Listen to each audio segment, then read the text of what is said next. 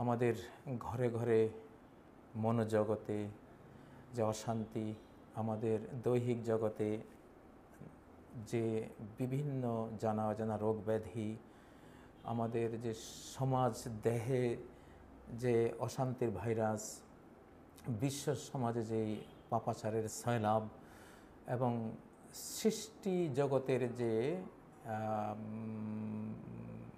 প্রতিবাদ এবং বিদ্রোহ মানব জাতির বিরুদ্ধে হচ্ছে, আল্লাহর সৃষ্টিকুল যে মানব জাতির উপরে ক্ষিপ্ত হয়েছে, সাগরগুলো ক্ষিপ্ত হয়েছে, যেগুলো তারা তাদের টাইফুন, তাদের সাইক্লোন, তাদের ভয়াবহ সব জলোচ্ছ্বাসের মাধ্যমে আমাদেরকে ওয়ার্নিং দিয়ে চলেছে।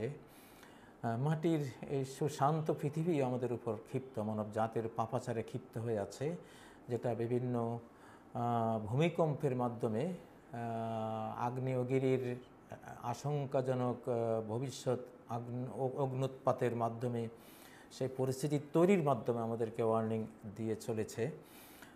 দাবানল সহ এবং অভূতপূর্ব বন্যা, মরুভূমিতে যেই বরফ এবং বরফের আচ্ছাদন পড়ে গেছে, চেঞ্জ, সৃষ্টি জগতে যে বিভিন্ন চেঞ্জ আসতেছে, পরিবর্তন আসতেছে, এবং মানব জাতি যেভাবে তারা তাদের অধিকাংশ মানুষ এমন হয়েছে যে মনে হয় যেন সে প্লাস্টিক রোবট, তার ভালোরও কোনো অনুভূতি নেই, মন্দেরও কোনো অনুভূতি নেই, সব কিছুই তার কাছে এক সমান হয়ে গেছে।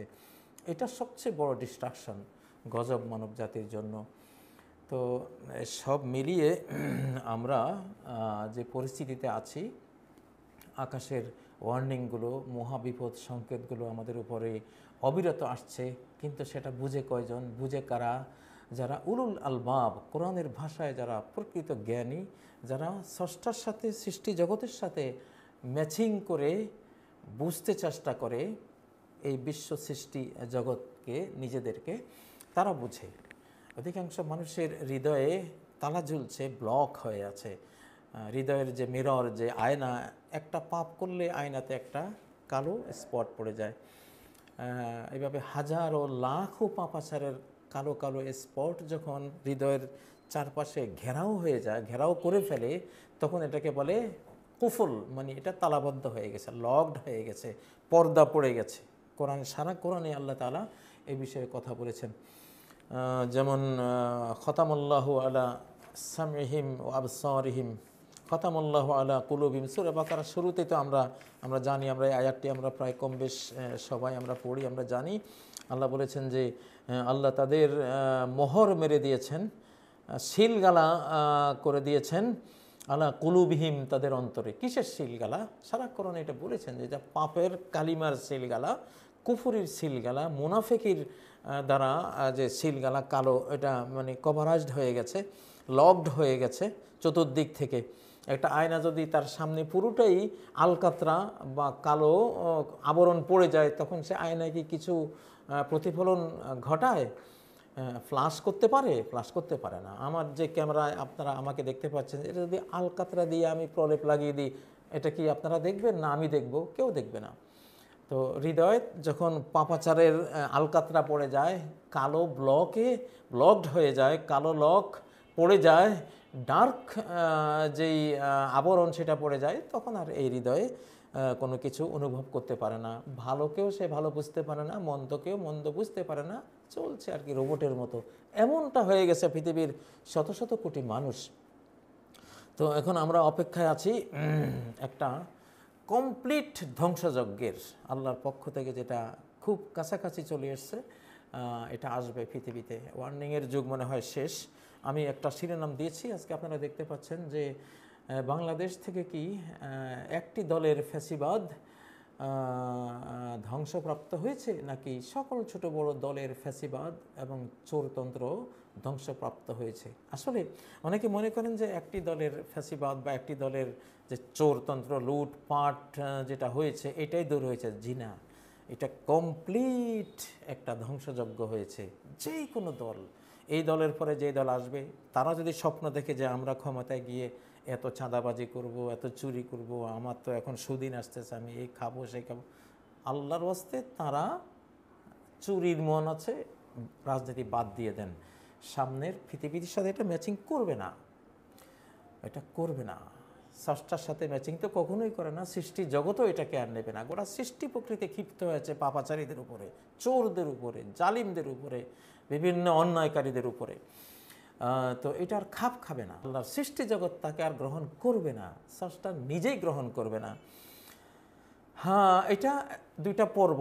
আল্লাহ তাআলা যখন যে কোনো জাতিকে, সে নূহের জাতি, সেই শোয়েব আলাইহিসসালামের জাতি, সেই ইব্রাহিম আলাইহিসসালামের জাতি, মূসা আলাইহিসসালামের জাতি, সেই হুদ আলাইহিসসালামের জাতি, সালেহ আলাইহিসসালামের জাতি, সামুদ জাতি, যাকে আল্লাহ ধ্বংস করেছেন, একটা পর্ব তিনি চালিয়েছেন, তাদেরকে ওয়ার্নিং দিয়েছেন। এটা একেবারে কমপ্লিট সূরা হামিম, সূরা আস-সাজদা 21 পারা সূরা আস-সাজদার মধ্যে 21 নম্বর আয়াতে ক্লিয়ার একটা মেসেজ দিয়েছেন, وَلَنُذِيقَنَّهُم مِّنَ الْعَذَابِ الْأَدْنَىٰ دُونَ الْعَذَابِ الْأَكْبَرِ لَعَلَّهُمْ يَرْجِعُونَ। আমি অবশ্যই কসম করে বলছি, যখন তারা আমার পথ থেকে সরে যাবে, তারা যখন অবাধ্যতা, বিদ্রোহ, দুর্নীতি, পাপাচার, জুলুম, অত্যাচারের পথে যাবে, আমি তাদেরকে প্রথমে আযাবে আদনা, লঘু শাস্তি, লঘু দণ্ড তাদেরকে দেব, মহামারী দেব, হয়তো কোনো হালকা ভূমিকম্প দেব, কিছু টর্নেডো, কিছু সাইক্লোন, এগুলো দেব, বিভিন্ন ধরনের অভাব, বিভিন্ন দাবানল, বিভিন্ন আযাব গজবে লিপ্ত করব, অশান্তিতে লিপ্ত করব, এগুলো আযাবে আদেনা, এগুলি নরমাল সাজা আমি তাদেরকে দেব। যদি এই সাজায় তারা তওবা করে ফেলে তাহলে বেঁচে গেল। যদি আরও বেশি মন্দের পথে চলতে থাকে তাহলে দুনাল আযাবিল আকবার, গ্রেট পানিশমেন্ট, গ্রেট টর্মেন্ট তাদের জন্য অপেক্ষমান আছে, একেবারে ধ্বংস করে দেব। দেখুন, সেই যে একেবারে ধ্বংস করেছেন আল্লাহ তাআলা, সূরা বনী ইসরাইলের 16 নম্বর আয়াত, সূরাতুল ইসরার 16 নম্বর আয়াতে আল্লাহ কি বলছেন, وَإِذَا أَرَدْنَا أَن نُّهْلِكَ قَرْيَةً أَمَرْنَا مُتْرَفِيهَا। আমি কোনো জনপদকে যখন ধ্বংস করতে চাই, তখন আমি সেই সমাজের যারা ভোগী শ্রেণী আছে, যাদেরকে এই যুগে বড়লোক বলা হয়, ধনিক শ্রেণী আছে, ভোগবাদী শ্রেণী আছে, ওদেরকে আমি কর্তৃত্ব দিয়ে দিই, সমাজের কর্তৃত্ব, রাষ্ট্রের কর্তৃত্ব। টাকার কারণে তাদের হাতে চলে যায়, অকুলিনরা কুলীন হয়ে যায়, অযোগ্যরা, ফাসেক ফাজের, অথর্বরা রাষ্ট্র সমাজের কি হয়ে যায়, আমির হয়ে যায়, তারাই নেতা হয়ে যায়। তো মুতরাফিনদেরকে, ভোগীদেরকে আমি কি করে দেই, তাদেরকে আমি কর্তৃত্ব দিয়ে দেই। আমার না এক অর্থ হলো কর্তৃত্ব দেয়া, আর এক অর্থ হলো তাদেরকে আমি নির্দেশ জারি করি যে তোমরা এই পথ থেকে সরে আসো। তো কিন্তু তারা সে পথ থেকে সরে আসে না।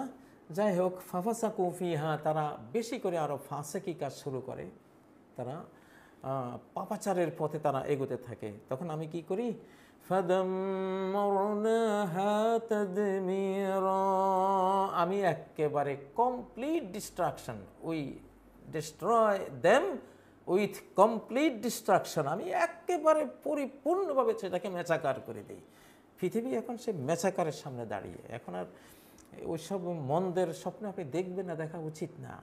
আপনি হয়তো সব জাতির মতো আমরা ভাবতেছি কবে হুজুরা তো কয়, এই বলতে বলতে একদিন নাজিল হয়ে যায়, আর এখন হলে একবারে টাইম শেষ, টাইম খুব একটা নাই আর। তো এইটা আল্লাহ তাআলা কমপ্লিট ডিস্ট্রাকশনের আগে আপনারা ঠিক হয়ে যান। বাংলাদেশকে যেই ধ্বংসযোগ্য ফ্যাসিবাদী জালিমদের উপরে আল্লাহ করেছেন, এটা উনি করেছেন সরাসরি, আমরা জানি। এটা একটা আধ্যাত্মিক ডিস্ট্রাকশন ছিল, স্পিরিচুয়াল ধরা ছিল আল্লাহর পক্ষ থেকে, নাহলে এইসব পোলাপানের দ্বারা এটা হতো না, তাদেরটা স্বপ্নেও ছিল না, এটা আমরা জানি আল্লাহ করেছেন। তো যেটা আল্লাহ করেন ওনার ধরা বড় কঠিন। ইন্না বাতশা রাব্বিকা লাশাদীদ, তোমার রবের ধরা বড় কঠিন। সূরা আল বুরুজের, আমরা তো সূরা এই বুরুজটা আমরা ফজরের তেলাওয়াতে প্রায় শুনি। তো আল্লাহর ধরা বড় কঠিন ধরা, শক্ত ধরা। তো সে শক্ত ধরাটাই দিয়েছেন। অতএব এই দেশে কেউ আর ওই অতীতে ফেরত যাবেন না, অতীতের ওইসব চিন্তা চেতনা কেউ আনবেন না। সূরা আল ফুরকানের 36 নম্বর আয়াতে একই কথা বলেছেন, ফাদাম্মারনাহুম তাদমীরা, আমি তাদেরকে ধ্বংস করেছি, কমপ্লিট ডিস্ট্রাকশন, একেবারে পুরোপুরি। সেই কমে নূহ, সেই কমে আদ, সেই কমে সামুদ, সেই কমে মূসা, ফেরাউন যেটা যারা ছিল, সে নমরুদ বাহিনী, তারপরে এই অতীত ইতিহাস তো ভরা, কওমে লূত কীভাবে কমপ্লিট শেষ করে দিয়েছেন।